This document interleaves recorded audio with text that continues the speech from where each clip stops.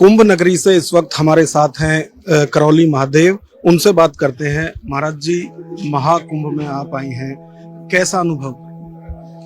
बहुत सुंदर अनुभव है और ये अनुभव हमेशा रहेगा जब तक आखिरी सांस है इस शरीर में।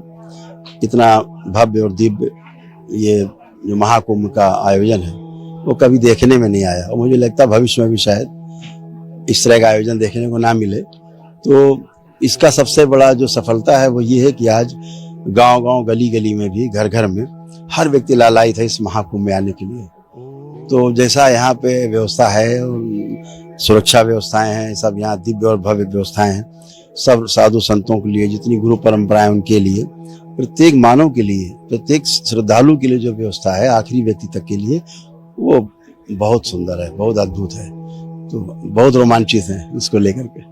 कुछ लोग कह रहे हैं कि कुंभ में वो जाएंगे जिनका पाप का घड़ा भर चुका है, जिन्होंने पाप ही नहीं किए वो क्यों जाएं? अभी जो लोग ऐसा कह रहे हैं, सबसे पहले उन्हें पाप और पुण्य का अर्थ समझने की आवश्यकता है। पाप है क्या, पुण्य है क्या, उन्हें पहले समझना होगा। जो बोल रहे हैं वो भी एक पाप है। तो अभी उन्हें पाप की व्याख्या ही नहीं पता, कैसे करेंगे? जब पाप का अर्थ ही नहीं पता, व्याख्या कैसे करेंगे क्या पाप और क्या पुण्य है? हाँ, ना समझी में बोली गई कोई बात, ना समझी से सुनी गई कोई बात, ना समझी में किया गया कोई कार्य पाप है। और कोई पाप अलग से कोई वस्तु थोड़ा ना है, कोई जहर थोड़ा ना है।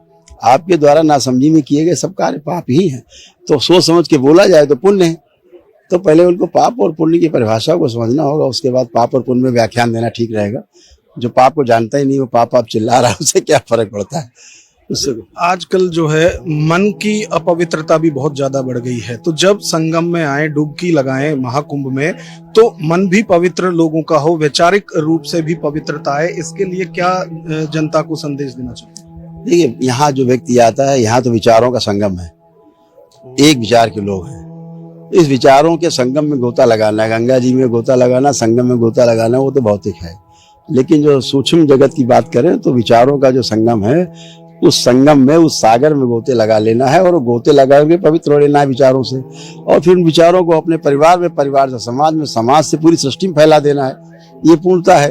तो जिन लोगों का जो काम है, किसी का काम फैलना है, किसी काम फैलाना है, दोनों अपने अपने अनुसार यहाँ से सागर में गोते लगाएंगे और शक्ति अर्जित करेंगे और अगले कुंभ तक के लिए फैलाते जाएंगे, फिर आगे शक्ति अर्जित करेंगे। अभी सनातन बोर्ड की मांग उठ रही है। जिस तरह से वक्फ बोर्ड है, उसी तरह से सनातन बोर्ड का गठन भी हो सनातनियों के लिए। तो इसके बारे में आप क्या कहेंगे? अभी 27 जनवरी को ठाकुर देवकी नंदन महाराज जो हैं, उनके द्वारा ये धर्म संसद बुलाई गई है।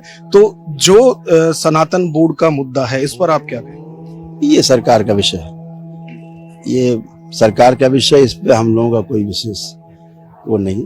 इस पे सरकार को निर्णय लेना है। संतों की मांग तो समाज के लिए है, तो उनकी मांग तो जायज होती है। अपने लिए तो कुछ मांग नहीं रहा है कोई। ये सरकार को निर्णय लेना है इसके ऊपर। इस पर दबाव नहीं बनाया जाना चाहिए, ज्यादा सरकार पे छोड़ देना चाहिए। सरकार खुद ही तमाम मुद्दों को जो इंगित किए जाते हैं भविष्य में, मुझे लगता है कि वो उस पर निर्णय लेती है और निर्णय लेकर हम लोगों के सामने परिणाम भी आते हैं। तो अपनी बात कहना अच्छी बात है। इसमें धर्माचार्यों की तरफ से ये कहा भी जा रहा है कि जिस तरह से वक्फ बोर्ड की तरफ से लगातार, अब तो कुंभ की जमीन को भी वो अपनी बता रहे हैं, तो ऐसे में सनातन बोर्ड का गठन होना चाहिए। अब सरकार का विषय है ना, इस पे कुछ ना कुछ तो गवर्नमेंट करेगी ही। हम लोग पूरी तरह आशान्वित हैं कि भविष्य में कोई विवाद जमीन के ना उत्पन्न हो। इसके लिए सरकार कुछ ना कुछ व्यवस्था तो जरूर करेगी। नाम उसका कुछ भी रखे, सनातन बोर्ड रखे, हिंदू बोर्ड रखे, है ना, तो वो अलग इशू है। लेकिन सरकार कुछ ना कुछ व्यवस्था जरूर करेगी। हम सभी लोग इसकी तरफ आशान्वित हैं ताकि भविष्य में विवाद ना हो। कैमरामैन विवेक के साथ नागेंद्र भाटी, न्यूज वॉच भारत, प्रयागराज।